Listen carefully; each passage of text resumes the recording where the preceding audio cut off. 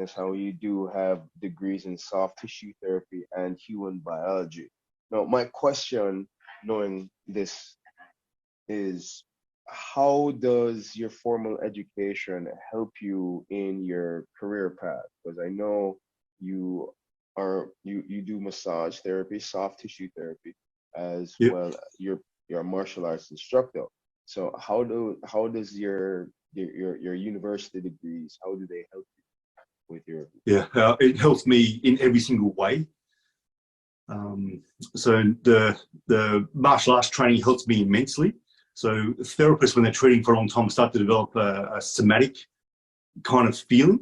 So it doesn't happen that much these days because I don't seem to need it there. But for a while there, I was treating someone and I go, can you feel this in your body right now? They're like, yeah, I can feel that. How do you know? And what it's called is called mirrored neurology. That's there's a neurological thing going on. But being so in touch with the body through the training, like your body becomes more sensitive. The more you train, the more you open it, the more you develop more energy. More you do foundation training, the body becomes more sensitive. You become more aware, and because you become more aware, you can. And I've got a natural ability of empathy. So it's like one of my gifts as a healer. So I can feel into the inner world of people. So it's huge for the psychological part. So I can hear what the body's saying. And so I go to and I honor what the body's saying. And it's usually the person doesn't even know that's consciously there. Then if I mention I'm sensing your body is saying this in this pain area, it's reaching out for this kind of help. They'll either break into tears because it just hits so true, or they're like, how the hell do you know that? And so that's part of it's come from the martial arts training. Part's just an innate gift in me. But that gift helps the martial arts training. The martial arts training helps the healing work. But so there's that a feeling. There's an intuition. It really helps with the intuition. Just knowing, I shouldn't treat this shoulder condition like this today, and knowing that if I do, the person will react against it. Their body just won't like it, and no matter what I do, then the body's going, nuts, stuff you can't get in today. So I can usually put my hands onto, and often quite a bit of pressure into, an injury that other people probably can't touch.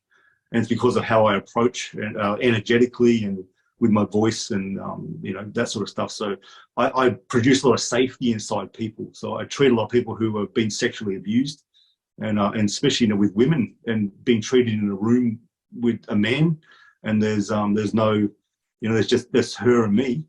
The woman goes, I never feel safe with men, but I feel safe with you. And a big part of that is doing my own inner work, doing the martial arts training, and just feeling safe inside myself with my own psychology. And then, and feeling, what does she need, or what does he need too? I treat a lot of men who have been sexually abused too. And so it's a different set of things. So the alarm system can go off differently in the body. So that's helped. And then, so I went to uni, and for 8 years, I didn't do that much hands-on work. It was just a lot of study. And just doing a lot of teaching at that time, doing a lot of, the teaching was informed, the university study was informing my teaching like crazy. And one of the biggest things that I always do, whatever I learn, I implement straight away, like really fast. And when the teacher's talking at uni, I was like, how can I use that to teach my classes more specifically, more effectively? There's a retroactive transfer here, which is, I teach a Tai Chi movement, and previously it might be just something like this. And then the two lessons later, I'm teaching something that's like this, but the other hand goes over here. And then I'm noticing that, about 4 of the students, I'm doing the move, but they finish like this. And it's like that's retroactive transfer. The movement pattern from previous, they don't realize that it's a different thing yet. And so like adaptability and flexibility is a big part of what the nervous system needs to be able to do. And it's what martial art teaches very well too. It's not just the same thing. If you only have 2 options, you only have 2 options. But if you have 10 options, but your body can only choose 2 or 3, you're limited in the options that you have. So you have less flexibility in the nervous system, less flexibility in the ability to be able to think in a certain way. So the martial arts and healing work opens up, all 10. I can access all 10 now. And same with the, Tai Chi does the same. Internal martial arts does the same. So I was, that was informing my teaching. And then after, practicing a lot of push hands, so I was practicing probably 4 maybe 5 hours of push hands a week at one stage, with a lot of solo work, a lot of meditation, sitting meditation, standing meditation, and all sorts of stuff. I was practicing like 3 hours a day for a long time, and weekends I'd practice 5 hours a day. I just loved it. But I would, because it's a qigong based thing, I could practice a lot. It wasn't just like doing like, you can train flat strap for an hour, then you're stuffed. So that's a good way to do it. But you're learning to cultivate energy here. So I'm practicing the qigong to help build the energy. Watching, I'm not burning my kidneys out and that sort of stuff. Because you can burn your kidneys out as you push harder with the leg training. So you got to be careful with that. And after the 8 years, I would do all the push hands training. So there's a different kind of contact, just really good at contacting elbows, can lock but not hurt the person, and feel when it's enough. And I've got to push a little bit further. This person doesn't realize that I've got them yet, so I have to go a little bit more. And then I started treating in the clinic again and doing movements for people's elbows that may be slightly dislocated in radiohumeral joint here. So I've got to be careful here. And then I can feel that, I can move the joint. It's like, I don't know where I got these skills for treating joints like this. It wasn't trained at school. And it's like, it's all from the push hands and the chin nut training. And then in terms of my own body, a big part of, I remember one of my teachers saying years ago, like a movement therapist she said, your body is your PhD. And I'm going, okay, I understand exactly what you mean. So, I tore my ITB on my left leg because I just wanted to master leg training. I go, no, there's like a knife-like pain in my leg. I go, no, I'm going to get this. I'm going to push it. So I'm essentially doing pistol squats for an hour. And the next day, the ITB was torn. I could hardly even walk. And that was before I knew anything about activating glutes, activating pelvic floor, VMO activation on the side of the knee, all the parts of the anatomy that should be happening. So, the Kung Fu training I did, and because of my neurology, my body developed massive quad dominance. So my quads thought that I needed to do all the work. So there were some knee issues coming. The ITB tightened. As an in-flare in my hip and rotated forward on that side, which makes the ITB tighter anyway.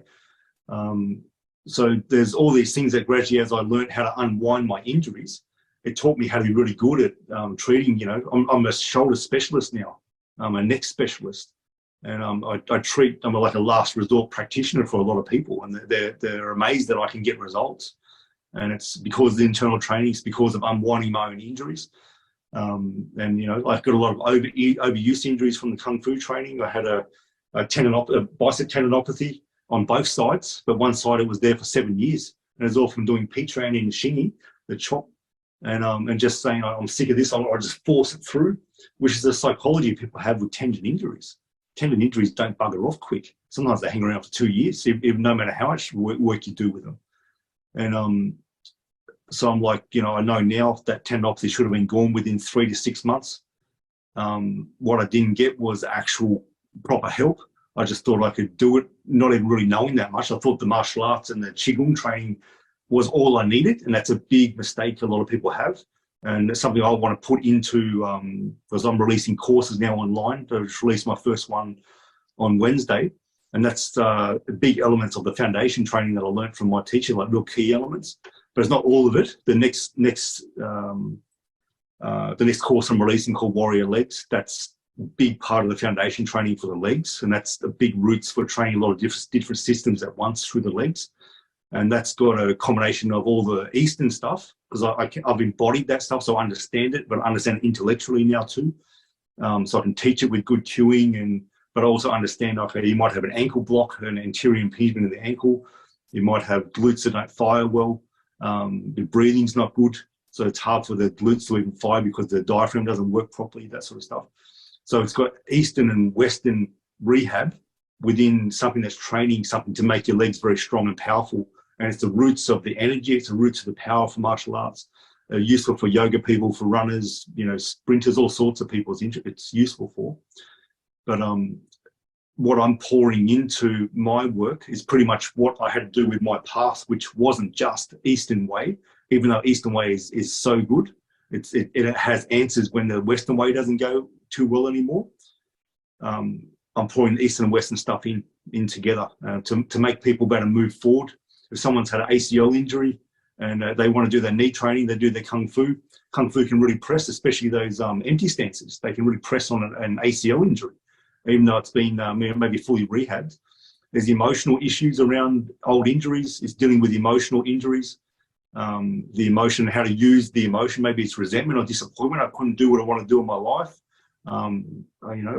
For men too, I don't feel powerful in my life anymore, so I don't feel like I'm a good provider because of a knee injury. How to work with that energy and actually use it to project you into where you want to go.